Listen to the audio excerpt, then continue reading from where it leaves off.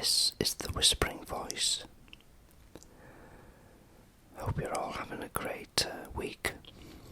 Well, last week, it's Monday here today in North Wales, and very cloudy today. No rain though, just a bit of wind. Thank you to everybody for such great comments. I get good comments in general, and I'm very lucky, very appreciative on that. But the last relaxation video I did was a bit of a different one for me. Seems to go down very well. A lot of people liked it,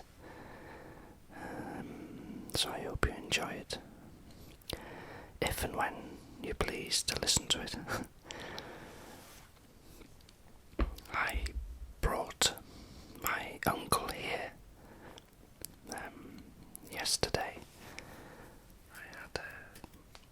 My niece had a birthday, so I went to see her for a good part of the day.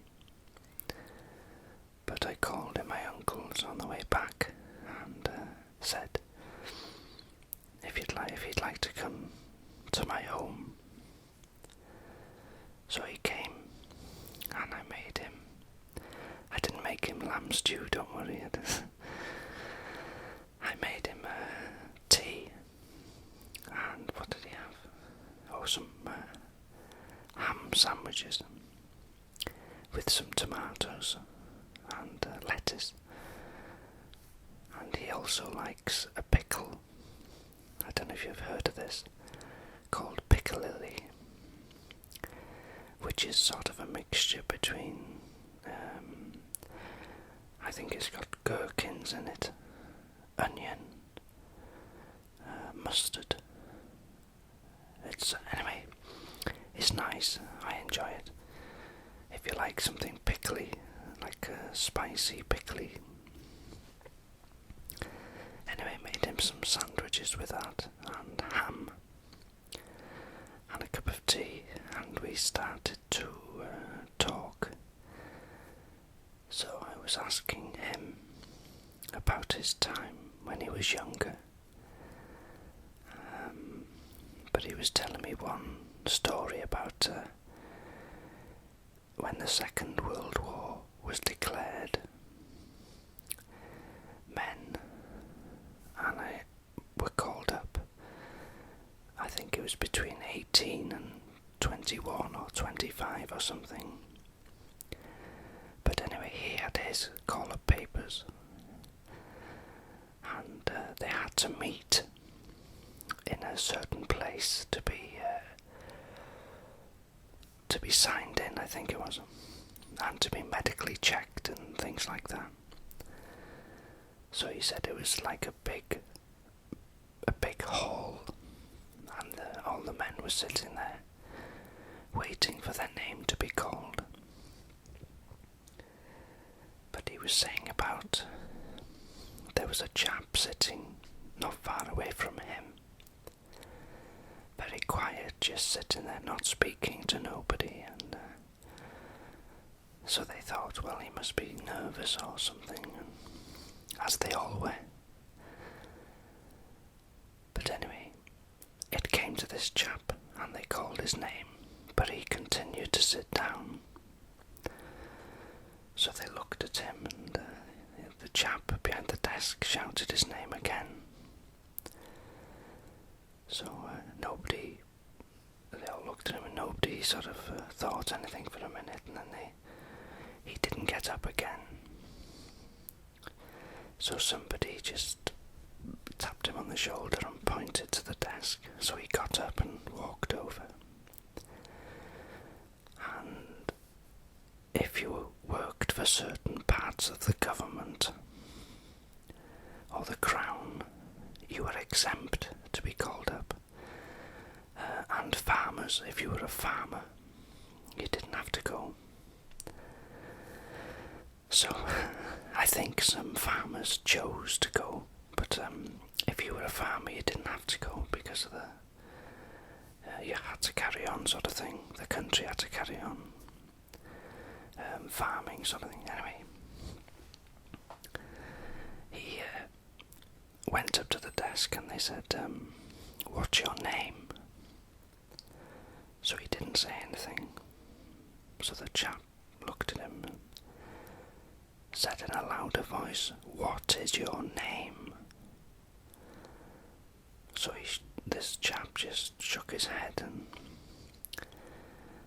so he called him to lean over the desk. So this officer or whatever he was leaned up to this chap and said, "What is your name?" in a loud voice. So he shook his head again. So this officer said, "Are you deaf?" and pointed to his ears. So this chap said yes, sort of nodded.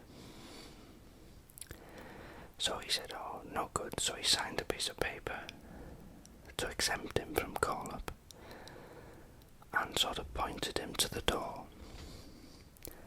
So the chap turned round, grabbed the paper and walked to the door. As he opened the door, the officer shouted, "Could you close the door, please?" And the chap turned round and said, "Yes, certainly." So they caught him out. He nearly got away with it. He was just pretending he was deaf. So of course he was called up and didn't go down too well, but I thought that was a funny story. And my uncle was saying it did happen a lot in sort of those circumstances. It's amazing. Also, I'm not sure if you can get British programmes in other countries. Probably can on Sky and things. But on our channel here, it's called BBC Wales. And they've done just finished filming in Snowdonia here. And what it's about, the programme's called Snowdonia 1890. And a production team over a year ago went searching for some old cottages in Snowdonia, which the quarrymen would have lived in. So anyway, they found a cottage from the right time, 1890, in sort of a derelict state. So they had builders come there to do it up as it would have been, with no electric, no gas, nothing, just a fireplace and a couple of rooms really. And the quarrymen would have lived in these cottages and gone to work many hours a day. I'm not sure if it's about 12 hours a day.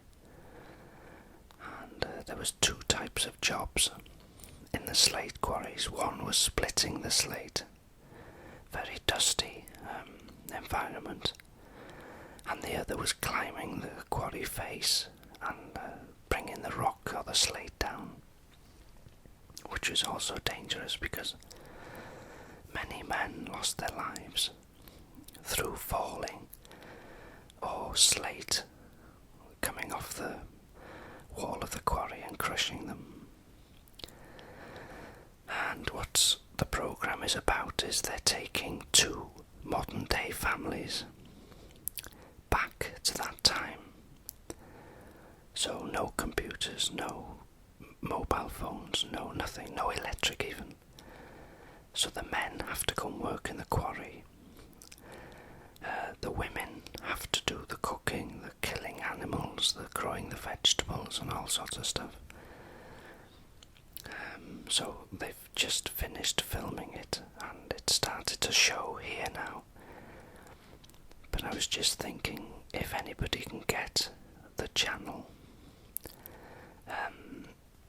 in another country through Sky or other networks, if you could see it, it give you a good idea of what Snowdonia looks like and what it would have been like in those days, Victorian times.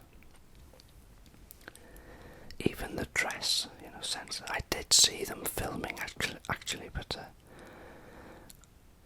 this was months and months and months ago. But I wasn't sure what they were filming, so I didn't take much notice. Because there is many camera crews in Snowdonia for different reasons. And, they were showing us last night the making of Snowdonia 1890, which showed you how they chose where they were going to film it, how they picked the families, and just the general area. Northwest Wales. But anyway, if you can get it and you fancy taking a look at the programme, then you'd have an idea of what I waffle on about most times when I'm speaking to you. Except it would be in 1890, to which I wasn't around then. I don't think I was in it. But anyway, I won't waffle on. I'd just like to mention, as a chap sent me a message from Scotland, and he's just started his own YouTube channel, but not in whispering, guitar playing, and his name is Jared. I hope I've said that right, Jared. So if you like guitar playing, I haven't seen his channel myself yet, so I'll have a look at it, and I hope he's got videos up after me mentioning it. But anyway, Jared, guitar channel, so if you give him a look, as he asked me to give him a mention, so there we are. So thanks for listening. I hope I haven't bored you to death with all these sort of tales, and it's just that I thought it was quite interesting, some of the stories that the elderly people tell us, because now, if you've got elderly grandparents or aunts or uncles, a lot of people tend to leave it until they've passed away.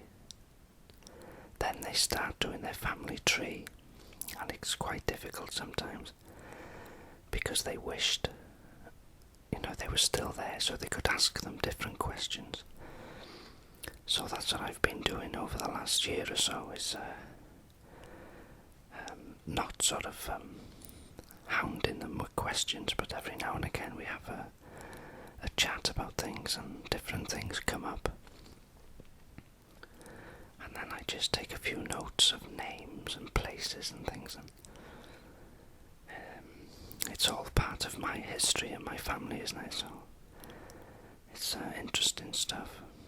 For me, that is, anyway. And I'm sure it would be for you, with your family. So thanks for listening. I hope you have a great week, and stay relaxed and stay happy. I'll speak to you soon.